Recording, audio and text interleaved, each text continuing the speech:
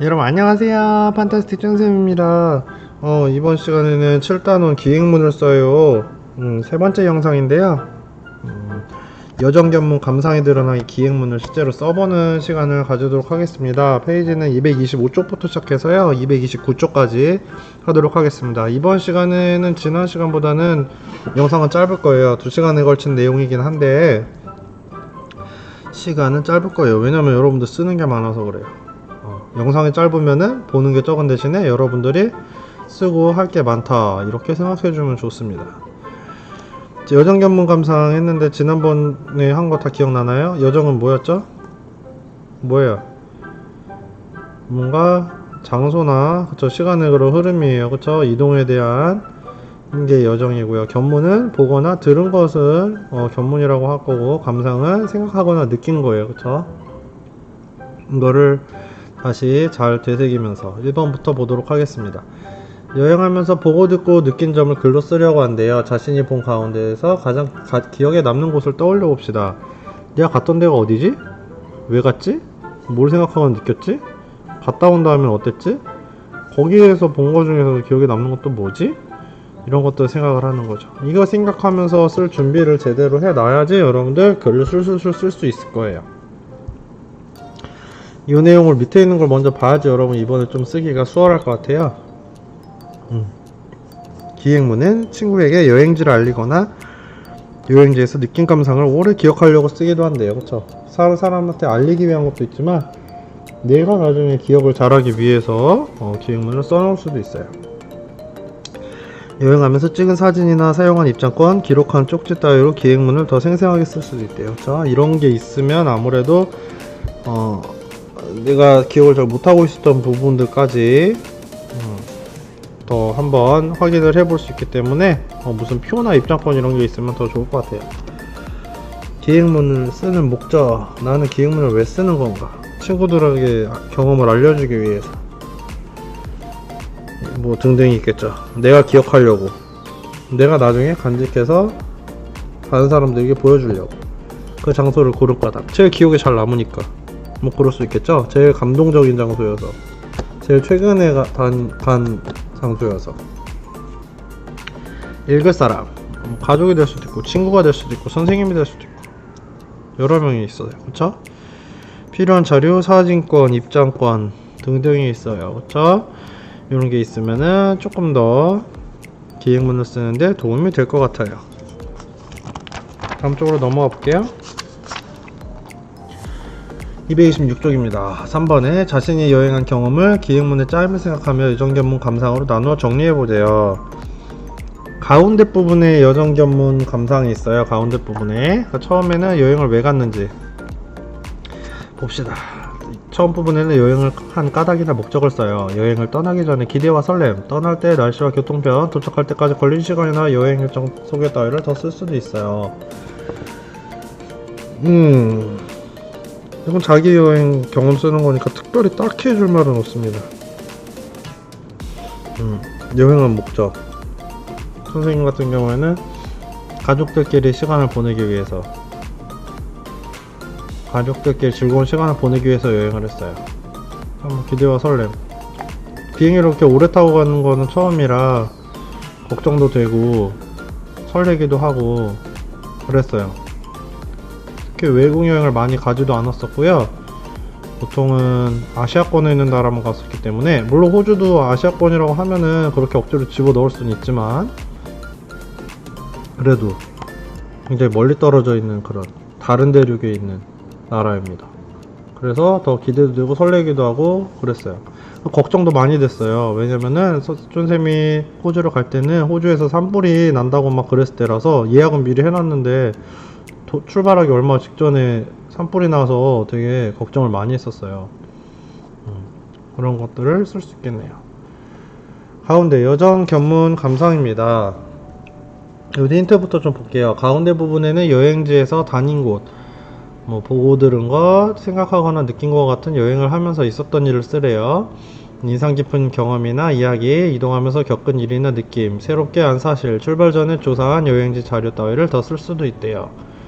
자, 요런 내용들. 여정 견문 감상 이제 뭔지 다 알았으니까 자세하게 정리해서 써주면 될 것 같아요. 쫀쌤은 여정 간 곳들.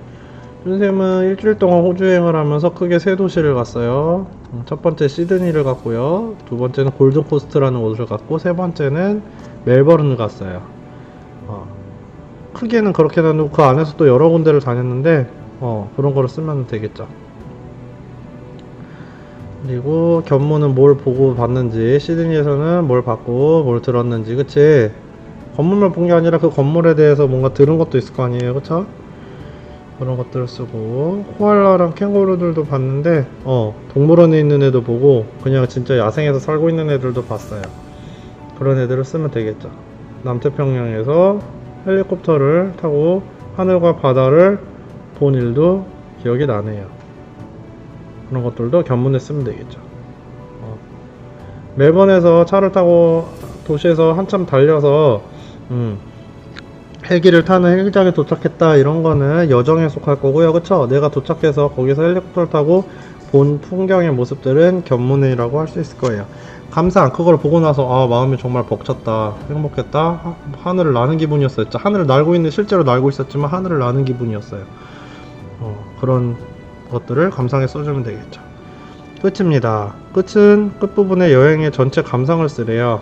여행의 전체 감상을 쓰고, 여행한 뒤에 다짐이나 반성, 여행하면서 느낀 만족감, 그 다음에 아쉬운 점이나 바라는 점, 앞으로 있을 계획이나 각오, 그 다음에 여행 뒤에 달라진 생각이나 태도 따위를 나타낼 수 있다고 그랬어요.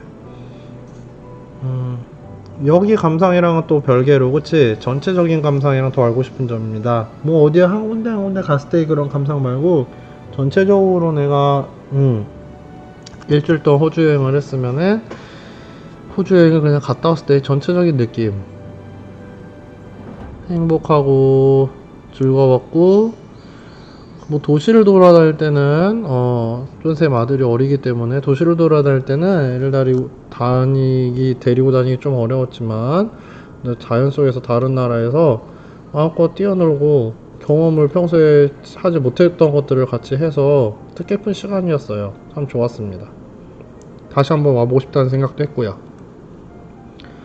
쫀쌤이 갔을 때는 비가 좀 많이 오는 날이 많았거든요. 그래서 날씨가 더 좋을 때 가면 좋을 것 같다라는 생각도 해봤어요.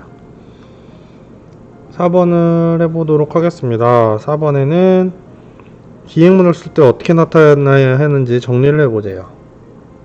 자, 시간과 무엇이 잘 드러나게 쓰면 되나요? 장소, 그쵸? 시간과 장소가 잘 드러나게 쓰고, 그 다음에 뭐 견문, 보고 들은 내용을 생생하고 자세하게 풀어쓴다. 보고 들은 내용, 그 다음에 생각이나 느낌도 함께 쓴다. 그쵸? 이게 결국엔 뭐예요? 여정, 견문, 감상을 얘기하는 거죠? 그쵸? 그거에 대한 내용인 것 같아요. 넘어가 보겠습니다.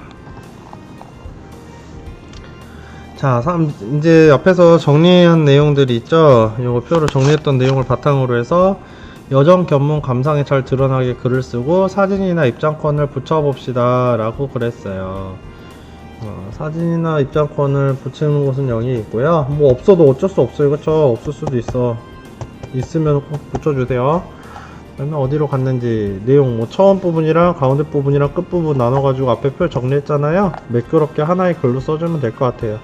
장소가 이동을 하는 여정의 흐름에 따라서 한 칸 띄어쓰는 문단 바꾸기를 해줘도 좋을 것 같아요. 사실은 이거 쓰는데 시간이 굉장히 오래 걸릴 거예요, 그쵸?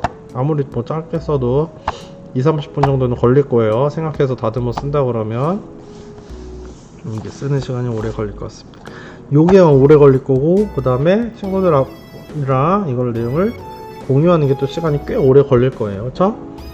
이 부분만 해도 여러분 1시간 이상 하는 거기 때문에 영상 시간 짧아요. 2시간짜리지만 이번 되게 짧은 이유는 이걸 충실히 쓰고, 그 다음에 이 내용을 만약에 발표를 못 듣는다면 이 내용을 여러분들 인터넷에 올려요, 그쵸?